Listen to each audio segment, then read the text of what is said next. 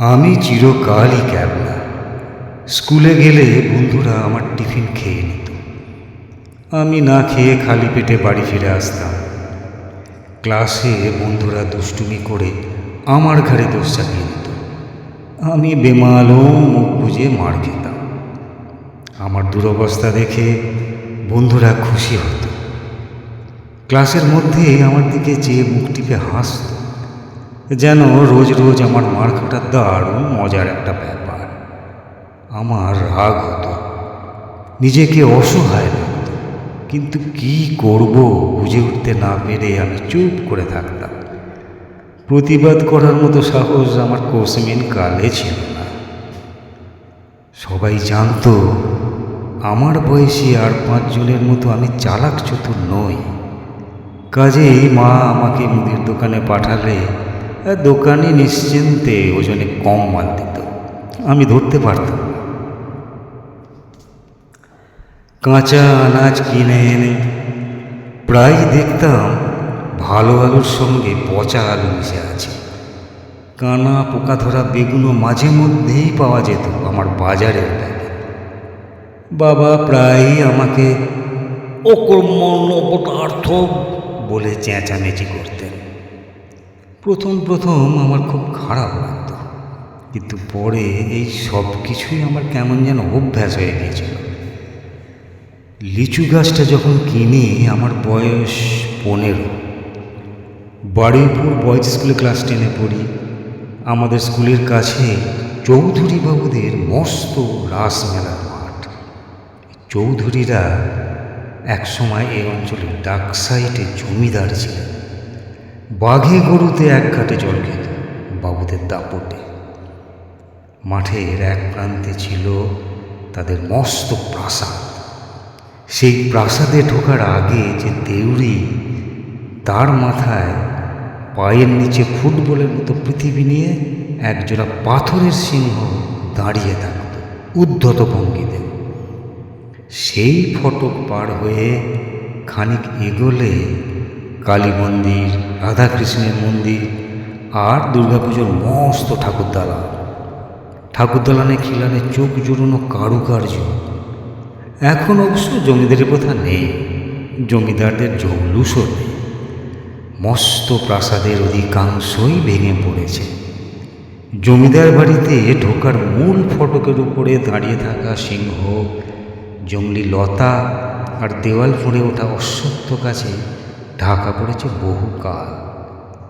সন্ধ্যের পর মাঠে দাঁড়িয়ে জমিদার বাড়ির দিকে তাকালে গা ছমছম করে ওঠে, যেন রহস্যময় এক খণ্ডহর।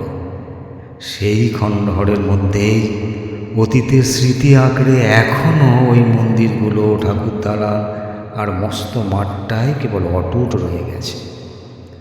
মাঠের মাঝখানে মস্ত বড় বাঁধানো রাসমঞ্চ, আর মাঠের এক প্রান্তে দাঁড়িয়ে থাকা পুরনো রংচটা কাঠের পেল্লায় রথ। ফি বছর রাস পূর্ণিমা আর রথের মেলায় এই রাসমঞ্চ আর অনাদরে পড়ে থাকা রথটি নতুন করে সেজে ওঠে। মেলা বসে মাঠ জুড়ে। আমাদের স্কুল যেহেতু জমিদারদের দান করা জায়গার উপর প্রতিষ্ঠিত, তাই জমিদার বাড়ির মেলা পার্বণে আমাদের স্কুল অনেক সময় হাফ ছুটি হয়ে যেত। সেদিনও তাই হয়েছিল সম্ভবত। আষাঢ় মাস তখনও শেষ হয়নি। ফ্যাকাশে আকাশে মেঘের ওড়াউড়ি সূর্যকে ঢেকে রেখেছে। জমিদারদের রাসের মাঠে রথের মেলা চলছে, আকাশ মেঘলা।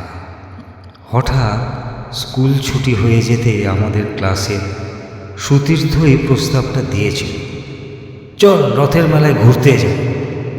রনিত, সোমব্রত, নীলাঞ্জনরা হই হই করে উঠেছিল, চল চল। আমাকে ওরা ডাকেনি, তবু প্রায় জোর করেই রনিতদের সঙ্গে জুটে গিয়েছিলাম আমি। গ্রাম মফস্বলের 8-5টা মেলা যেমন হয়, রথের মেলাটা তেমনই ছিল। ভিজে কাদা প্যাচপ্যাচে মাঠ, তার ধারে ধারে অস্থায়ী ছাউনিতে হরেক রকম জিনিসপত্রের ছোট্ট ছোট্ট দোকান বসেছে। সেসব দোকানের কোনোটায় বালিখোলায় চিনাবাদাম ভাজা চলছে, আবার কোথাও চপ, ফুলুরি, বেগুনি, তেলে ভাজার গন্ধে করছে বাতাস। সেই গন্ধেই মিশে যাচ্ছে পাশের দোকানে সাজিয়ে রাখা জিলিপি, গজা, কটকটি আর ঝুড়ি ভাজার গন্ধ। আমরা জিলিপি খেলাম, চিনে বাদাম খেলাম, তারপর গিয়ে হাজির হলাম হাড়, দুল, কাঁচের চুড়ি আর নানা রকমের টিপ বিক্রি হচ্ছে যে দোকানগুলোয়, তাদের সামনে। আগেই বলেছি আমাদের তখন ক্লাস 10। নাকের নিচে সদ্য আবছা গোঁফের রেখা বেরিয়েছে। আমাদের স্কুলের খুব কাছাকাছি একটা মেয়েদের স্কুল ছিল। আমাদের বয়েজ স্কুলের অনেক ছাত্রের সঙ্গে ওই স্কুলের মেয়েদের গভীর মেলামেশা। সেই মেলামেশা থেকে ক্রমশ প্রেম। আমি জানি নীলাঞ্জনা রূপাঞ্জনাকে ভালোবাসত। রনিতের প্রেম ছিল মৌবনির সঙ্গে। ওরা ব্যাগ খুলে টিফিনের খরচ বাঁচানো টাকা বার করে দোকান থেকে টিপের পাতা কিনল, কাঁচের চুড়ি কিনল। তারপর যত্ন করে সেগুলো ব্যাগে ঢোকাতে ঢোকাতে আমার দিকে চেয়ে বলল, এই ক্যাবলাকান্ত, কাউকে কিছু বলবি না কিন্তু। আচ্ছা, বাধ্য ছেলের মতো ঘাড় নেড়েছিলাম আমি। ওরা নিশ্চিত ছিল আমার সঙ্গে কোনো মেয়ের প্রেম নেই। আমার মতো ক্যাবলা অপদার্থ ছেলের সঙ্গে কোনো মেয়ের প্রেম হতেই পারে না।